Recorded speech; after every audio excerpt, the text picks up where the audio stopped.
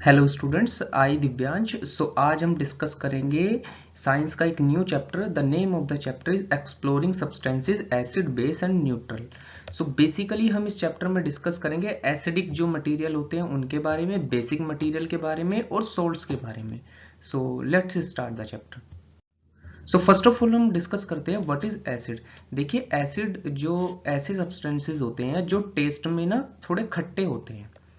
ठीक है, टेस्ट में जब हम उन्हें टेस्ट करते हैं तो वो जो होते हैं थोड़े हमें खट्टे फील लगते हैं। जैसे कि फॉर एग्जांपल अगर मैं बात करता हूँ लेमन के बारे में, तो लेमन में जो खटासपन होती है, जो खट्टा लेमन होता है, इसका मतलब लेमन में एक एसिड होता है।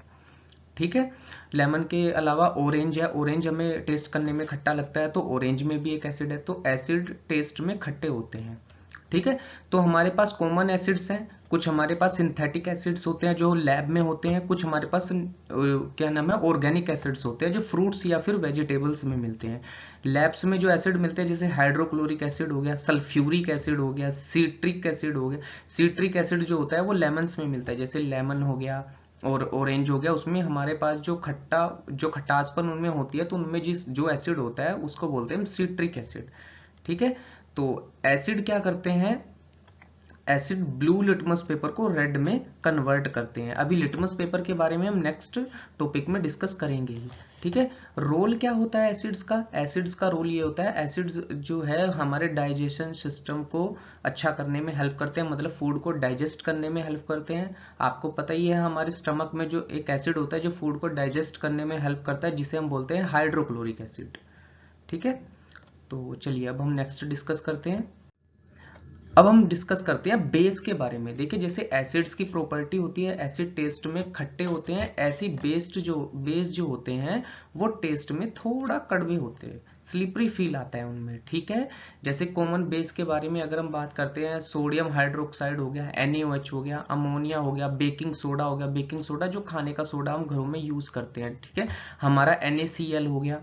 ठीक है ना, तो वो भी NaCl तो एक तरह का साल्ट होता है। बेस जो होता है ऐसे मटेरियल, ऐसे सब्सटेंसेस होते हैं जो टेस्ट में थोड़ा कड़वा लगता है ना। जैसे कॉमन जो फेमस बेस होते हैं हमारे पास, बेकिंग सोडा वगैरह जो हम घरों में खाने में यूज करते हैं, बेकिंग सोडा वो बेस होता है हमारे पास। ठीक है, और बेस क्या करते हैं, रेड लिटमस को ब्लू में कन्वर्ट कर देते हैं। अभी लिटमस पेपर के बारे में हम नेक्स्ट उसमें डिस्कस करेंगे। जैसे जो हमारे पास सोप्स होती हैं, जिस नहाने की जो साबुन होती है वो बेस ही होता है। आपने कभी फील किया होगा नहाते टाइम अगर सोप थोड़ी मुंह में चली आती है तो उसमें जो है हमारे हमारे मुंह में थोड़ा बिटर टेस्ट आता है, मतलब कड़वी लगती है मुंह में। तो साबुन जो होती है वो बेस ही होती है, मतलब वो बेसिक मटेरियल से मिलकर बनी रहती है। चलिए नेक्स्ट हम डिस्कस करते हैं।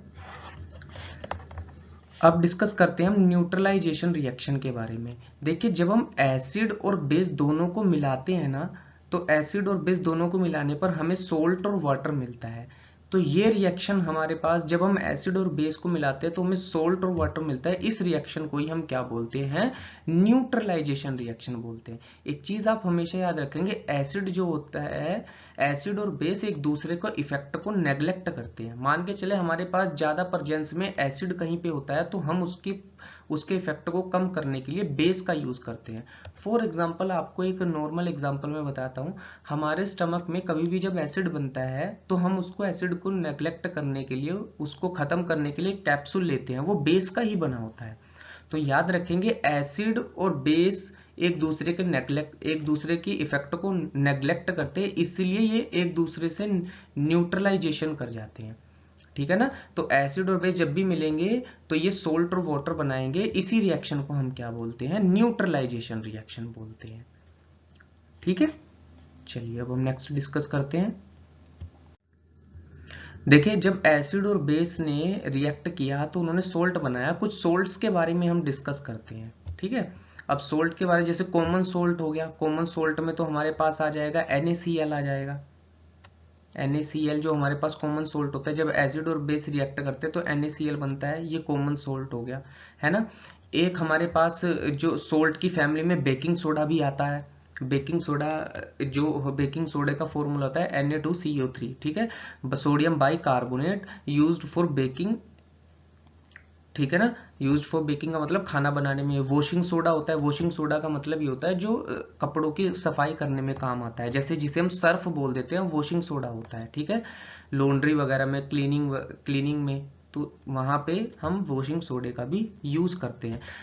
बेकिंग सोडा हो गया और वॉशिंग सोडा हो गया, ये सोल्ट की ही फैमिली से बिलोंग करते हैं, मतलब ये एसिड और बेस के रिएक्शन से ही हमारे पास आते हैं, ठीक है। चलिए अब हम नेक्स्ट डिस्कस करते हैं। अब देखिए पीएच स्केल के बारे में डिस्कस करते हैं। देखिए हमारे पास ना एक स्केल होता है जिसमें 1 से लेकर 0 से लेकर के सॉरी और 14 तक के ना नंबरिंग होती है। हमारे पास जितने भी मैटर होते हैं ना उन सबका कुछ ना पीएच स्केल होता है, मतलब पीएच वैल्यू होती है। उस पीएच वैल्यू के अकॉर्डिंग हम डिस्क्राइब करते हैं कि कौन सा सब्सटेंस एसिडिक है और कौन सा सब्सटेंस बेसिक है या फिर कौन सा सब्सटेंस न्यूट्रल है। तो ये एक स्केल होता है जिसपे 0 से लेकर 14 तक की नंबरिंग होती है, और जैसे 1 हो गया, 2 हो गया, 3 हो गया, ऐसे 14 तक की नंबरिंग होती है इस पर, ठीक है।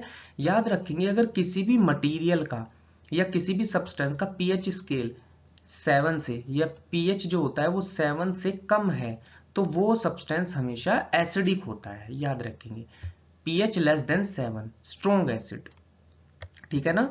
अगर किसी भी सब्सटेंस का पीएच जो होता है वो 7 से ज्यादा होगा तो वो हमेशा बेस होगा, pH greater than 7 cold base, ठीक है। अगर कोई सब्सटेंस ऐसा होता है कि जिसका पीएच जो होगा वो बिल्कुल 7 पे ही होगा तो वो सब्सटेंस हमेशा न्यूट्रल होता है। न्यूट्रल का मतलब ना ही तो वो एसिडिक है और ना ही वो बेसिक है।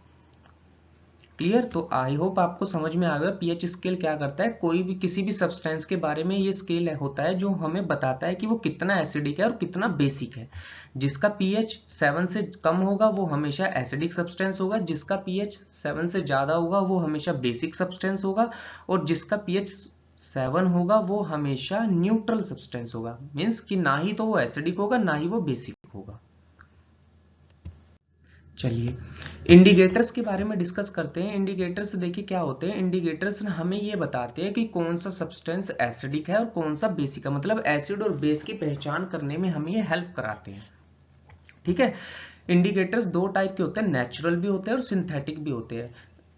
सिंथेटिक में जनरली हम लिटमस पेपर का यूज करते हैं। देखिए लिटमस पेपर दो कलर का होता है, एक होता है ब्लू कलर का, एक होता है रेड कलर का। अगर हम ब्लू कलर के लिटमस पेपर पर किसी भी एसिड को डालते हैं तो वो ब्लू कलर का लिटमस पेपर कन्वर्ट हो जाता है रेड कलर के लिटमस पेपर में। तो हमें पता चल जाता है कि ये एक एसिड है, जो भी सब्सटेंस हमने ब्लू कलर के लिटमस पेपर पे डाला, और अगर ब्लू कलर के लिटमस पेपर ने अपना कलर चेंज कर दिया, मीन्स वो रेड में टर्न हो गया, तो हमें पता चल जाएगा ये जो सब्सटेंस है ये एसिडिक है। इसका ही जस्ट उल्टा होगा बेस के लिए। अगर हमने कोई भी बेस को रेड कलर के लिटमस पेपर पर डाला तो वो एकदम से कन्वर्ट हो जाएगा ब्लू कलर के लिटमस पेपर में, तो हमें पता चल जाता है कि ये जो सब्सटेंस है वो बेस है।